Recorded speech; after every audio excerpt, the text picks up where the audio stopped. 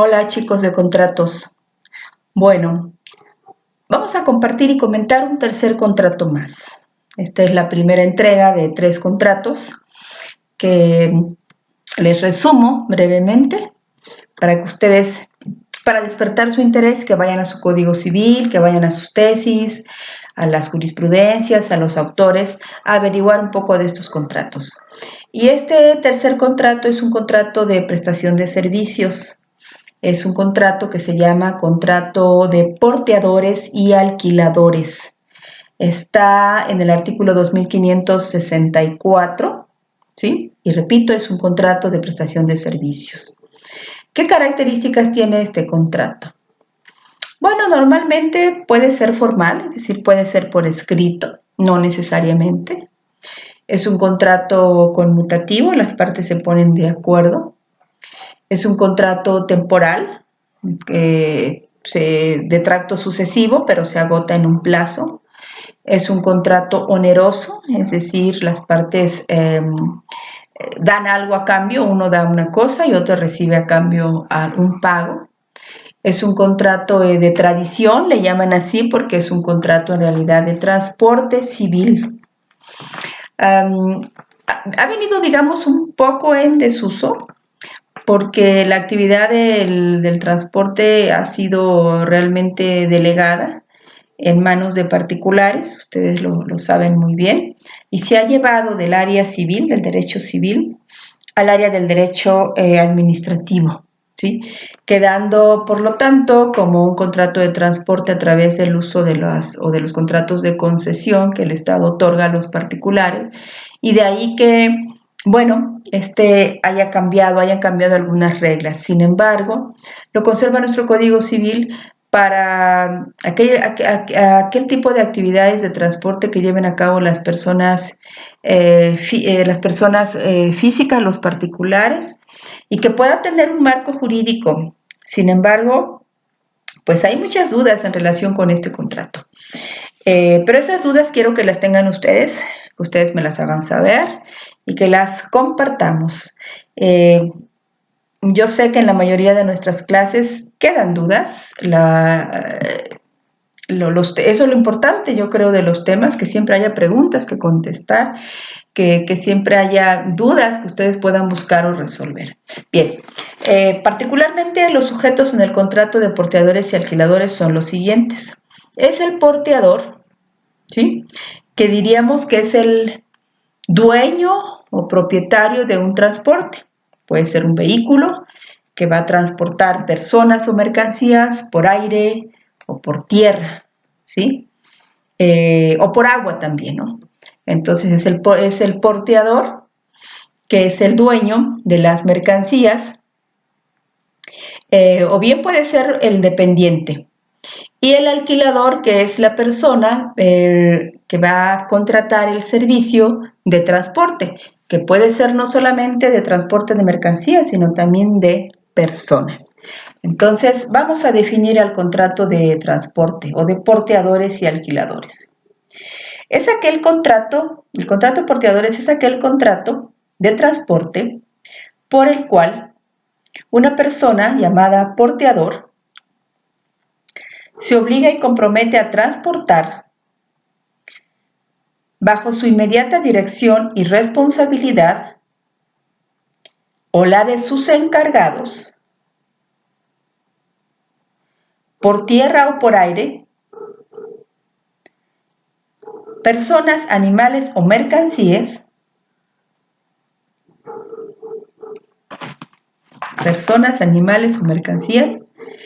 desde un lugar de origen hasta un destino, a cambio de un pago o flete. ¿Ok? Ese es el concepto.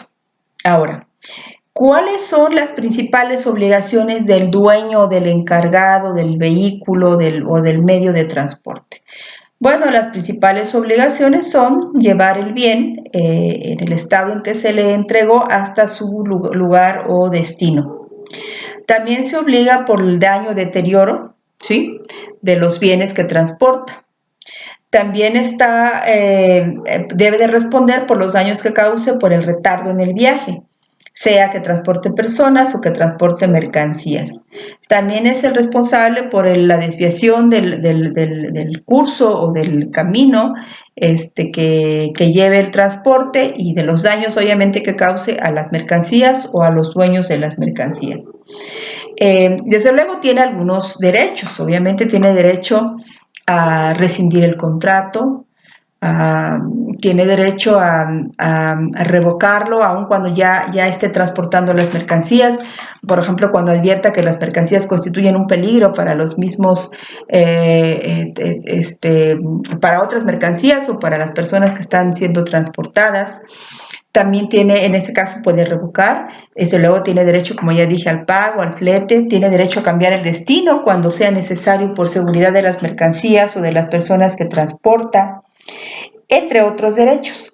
Es un contrato interesante y tiene algo muy importante que indica el artículo 2580. Pues dice el 2580 lo siguiente, que todas las acciones originadas por el contrato de transporte en favor o en contra de los porteadores prescriben en un plazo de 6 meses después de concluido el viaje. Ojo, muy importante.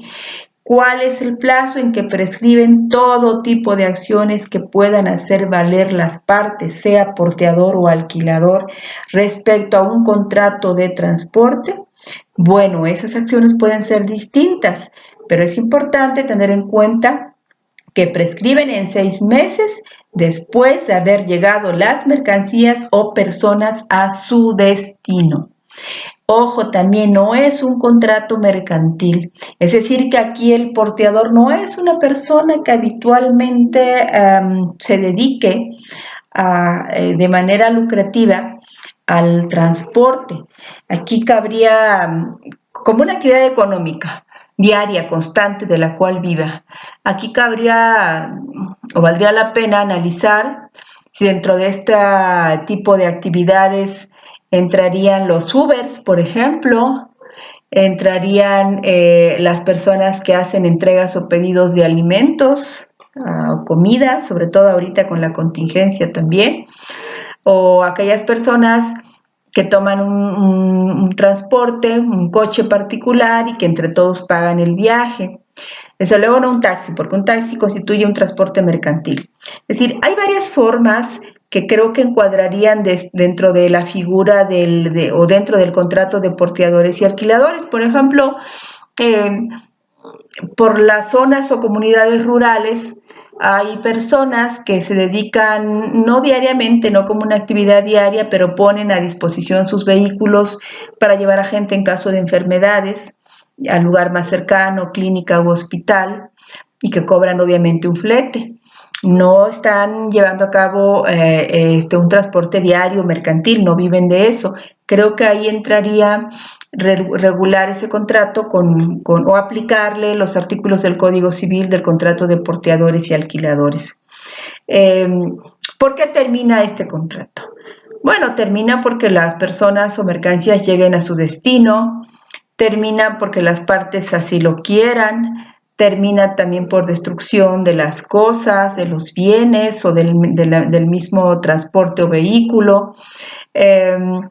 Termina desde luego porque se desvíe y cualquiera de las partes lo quiera revocar, tanto el dueño de las mercancías como el porteador, etc. Son algunas de las causas más importantes de terminación del contrato. Es un contrato que no quise dejar pasar, sobre todo porque en estos momentos vivimos, digamos, o hacemos ese tipo de transportes al margen incluso de la ley, no sabemos cuál sería el marco jurídico. Por favor, si por ahí ustedes se enteran, si el contrato o la actividad que llevan a cabo los Ubers encuadra en ese tipo de contrato o dentro de actividades mercantiles, coméntenlo y lo analizamos. Entonces tienen aquí ya para empezar 3 contratos que si les pido los chequen de la forma en que lo hacemos en clase. Concepto, características, derechos y obligaciones de las partes causas de rescisión, causas de terminación, objeto del contrato, y que trabajemos sobre todo en la redacción de algunos artículos del contrato. Por el momento los voy a dejar con 3 contratos. Creo que en la próxima semana, yo creo que a más tardar el viernes, les estaré enviando otros contratos más.